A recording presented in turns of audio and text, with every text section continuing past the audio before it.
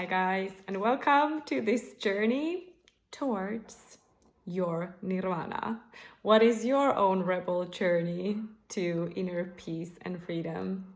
And the most important part, are you ready to remember who you really are?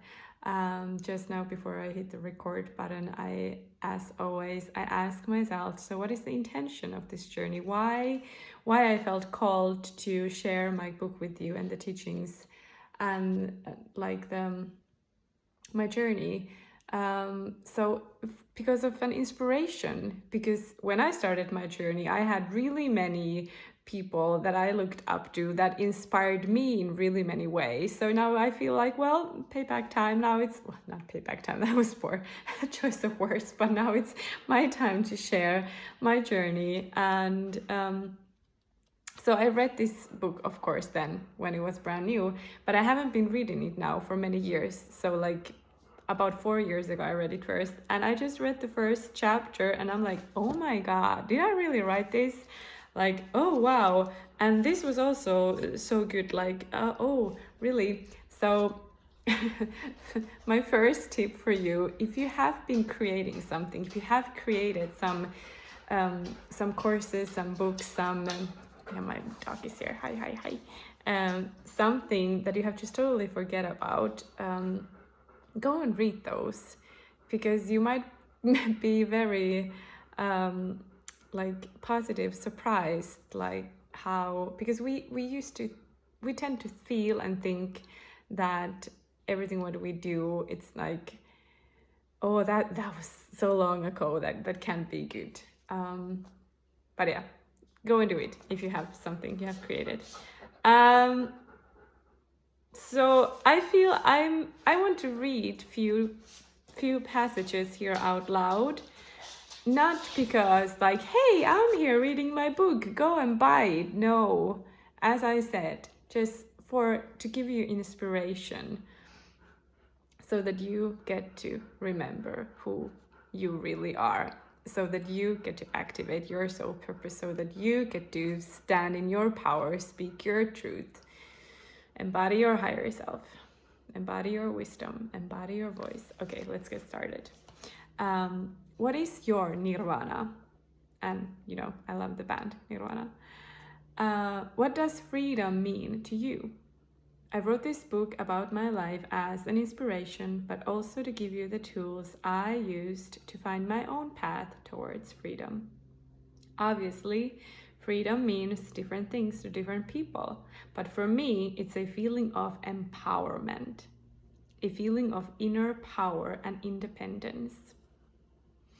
Being free means no more hiding, no more lying. It's about showing your true colors to the world and being at peace with your true self. It's about being a rebel and breaking the rules when necessary, especially the old, rusty ones. A rebel writes their own rules and connects to their own truth. Being free and at peace with oneself creates feelings of self-confidence and calmness, with no need to pretend or please others. I truly hope that my journey will inspire you to take your first steps towards freedom and your own personal nirvana. My journey towards freedom started with admitting to myself that it's okay to be a yoga teacher and eat meat. That it's okay to be a healer and love luxury. That it's okay to listen to the greatest rock band ever, Nirvana, and be a huge hip-hop fan at the same time. I love rap and hip-hop as much as I love Iron Maiden. So there are no rules. There is no need to be categorized. I realized I had to be honest with myself, my real self, to be free, whether that was in my music and food choices or the spiritual aspects of life. So I decided to share my truth, and I hope it helps you find yours. That was the introduction, and it's actually a little bit still. I'm not gonna read it all. I actually got my heart pounding a little bit because I felt like, oh shit, I'm actually doing this. It's like a little bit this kind of shame comes up for me because it feels like, who are you to do this? But go away, self-doubt. I don't need you now. I am doing this so that you also can find your voice, so that you also have the courage to be the fuck who you ever want to be. Like I said, I am a yoga teacher and I eat meat. I'm a healer and I do drink alcohol. I love both rap and rock and roll, and there are no rules. Really live your life in your own terms, with your own terms. Break the rules. Be a rebel. I'm just gonna go a little bit forward. So then I read the chapter that was a little bit about my childhood. And oh my god, I was such a boss and entrepreneur already then. And of course I loved music, so I listened Eminem and the Fugees. Like, I'm a huge Lauryn Hill fan still. So music was such a huge piece in my life. I listened always music, always. And remember Sony Walkmans? I had it all over, like everywhere with me. Also, I was really like this kind of precautious when I was a child. I grew up fast. Like, I did not know maybe so well how to play. For example, I had my Barbies, but I sold my Barbies when I was 8 years. And instead, I played poker with my big brother. I am writing about that.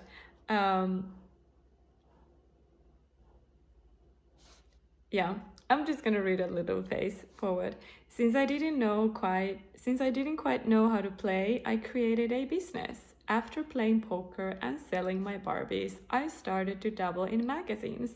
Not just any magazines, but Spice Girls magazines. At 9 years old, I loved to create and sell things. I made one magazine, which my mom made copies of at work, and I sold them for like $1.50. But if the kid was a subscriber, they got it for $1. I had few subscribers, so I actually made some money. My first ever salary, I actually did create 10 numbers of that magazine. Besides creating magazines, I love to write, and I kept a diary from the age to 7 to 15. Yeah, okay, well, that was not relevant to this whole thing. Then I also became a club manager at the age of 9. I owned a Spice Girls club, and kids could only be part of that club if they knew enough about the Spice Girls. So I actually had an entrance exam. If you wanted to be a part of the Spice Girls club, you had to make a test first. And we had a club meetings every week, and I took notes on how the members had behaved. Long story short, I love to be the boss. Yeah, too bad the others weren't as excited about the class as me, so it didn't last very long. And there is a bunch of other stories, but long story short, and why I wanted to tell you this story about how I was when I was a child is for you to reflect your own childhood. What did you do when you were a child? How did you act? Because there is lots of hints about your soul purpose, about who you really are deep down. So as you noticed, I have been an entrepreneur already at age of 8 and 9, and like this boss kind of lady, creating my own rules already back then, leader kind of type. And like, okay, no, I'm not gonna share that story now, but reflect on that. maybe also if you have some diaries, like I mentioned, I have been writing diaries like always, and I still do it.